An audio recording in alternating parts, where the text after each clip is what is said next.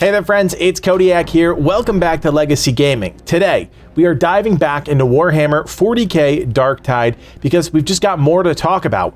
Now, as you might know, we recently released a video covering the Morningstar Hub, revealed by SkillUp during his hands-on impressions video. But there's actually more to that impressions video than you might think. And if you know me, well, then you know I was absolutely going nuts over another reveal of the Darktide UI. It goes without saying that a few months ahead of launch, things could still change, but this is our first real clear look at the user interface. And knowing what we know about the classes, the hierarchy of power between melee and ranged combat, and some of the other systems within the game, I thought it was really important to break that all down in a dedicated video. First up, I think we have to acknowledge the seismic shift in the overall presentation of information from Vermintide 2, the developer's last game of course, to Darktide.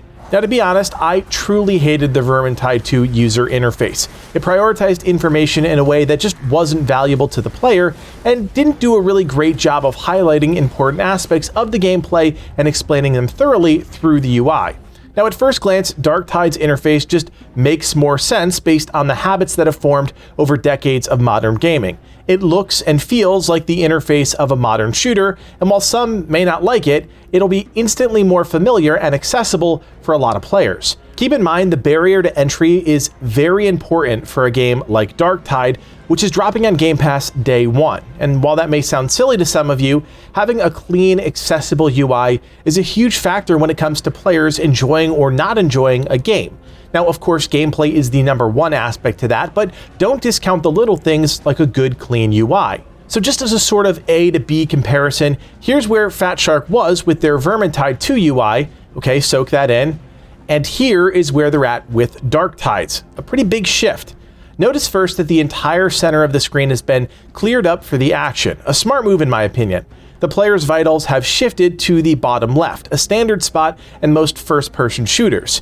If we focus in on that aspect of the UI, we can break it apart even more to really understand what the developers have managed to convey within that area of the screen. First, the player's health, that fatter white bar on the bottom of the panel. You'll notice in a team setting that not every player's health bars have the same segmentation, which is a pretty clear indicator of health pool size. The more segments, the more total health a player has. This is indicative by a class like the Ogryn, which has more segmented health bars. We know they're the beefy front lines of the game, so it makes sense that they'd have more health. Above the health bar, you'll notice a thinner blue bar. You might be thinking mana or energy, but in fact, that's actually the toughness meter that we talked about in our ultimate preview video. The developers have said that because of the general shift to more ranged combat, they had to introduce a new system to give players a bit of a cushion against the new onslaught of attacks. If they left things as they did in Vermintide 2, there would be a balance issue as players wouldn't be able to consistently react to incoming damage before ultimately losing all of their health.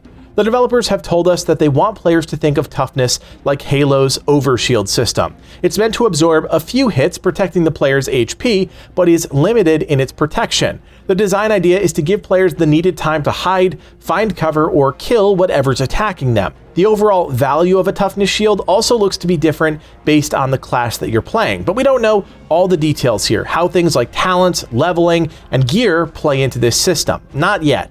Toughness also synergizes with another new system, coherency, which we see for the first time in action during this gameplay.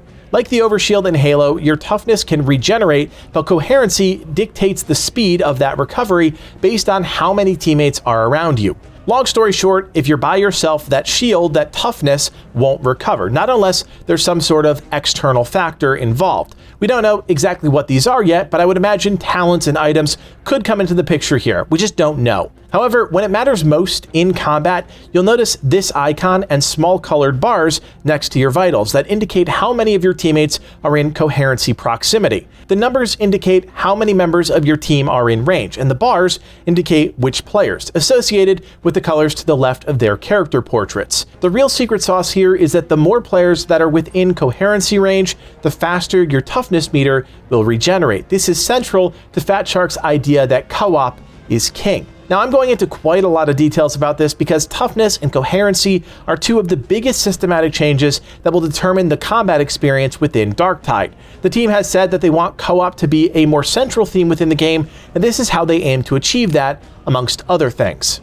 So let's swing over to the other side of the screen and what I imagine is going to be a pretty self-explanatory, familiar layout of your gear. Again, let me remind you of where we were in Vermintide 2. Okay, you got that? And here's where we're going with Darktide. Again, a huge shift to a more modern first-person shooter UI with your ranged weapon, melee weapon, and equipment. In this case, a grenade, all stacked in your bottom right-hand corner of your screen. There's not a lot we need to talk about here. This is a pretty standard layout, but again, it's not integrated into the player's vitals panel. It's isolated to display that information separately, but consistently throughout a mission. A small note, we do see two different types of grenades displayed throughout the video, as well as a few additional items. One, I have no doubt, is some sort of ammo box or ammo regeneration that can be deployed for you or your team, and the other is some sort of healing item, again, either for you or for your team. If we shift our focus just left of this section, we have an isolated badge icon, which is our class ability indicator. When all lit up, that means the ability is off cooldown and ready to go. And when the ability is on cooldown, we can see it actually remains in this position as a unique aspect of the UI, giving us a very clear visual when the ability will be ready to use again. Personally, this is a great solution to the information priority issue I talked about before with Vermintide 2.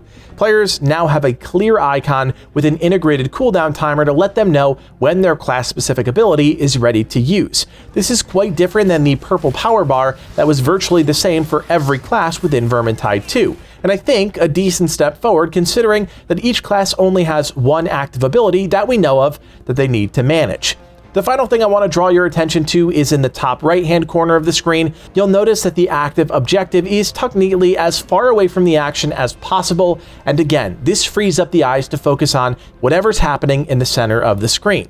It's pretty clear that that was the overarching goal here. Make the action the focus and make sure the information is clear, but doesn't get in the way of whatever's going on in the center of the screen, and I definitely applaud that approach. So while not the sexiest topic, at least for some, I think breaking down the Darktide UI has actually really put into focus how it'll support all the things about the game we already knew about, and how the user interface and the gameplay will marry up to create the full experience for the player. It's pretty awesome that SkillUp was able to show off this footage and really give us a first look at a couple big things that we'll experience on September 13th when the game arrives on PC and Xbox. If you didn't already know, Livin and I will be going in-depth with Darktide ahead of and during launch, bringing you guides, gameplay, and much more. So if you're excited about the game and you want more Darktide in your feeds, do me a solid, hit that thumbs up, and consider subscribing to the channel. You can also join us on Discord. Our Darktide section of the server is already launched, which means you can hit the ground running on day one using our channels to link up, hop into comms, and blast your way to glory. We'll see you guys right back here for the next one. My name is Codiak, and from everyone here at Legacy Gaming, thanks for watching, and play on.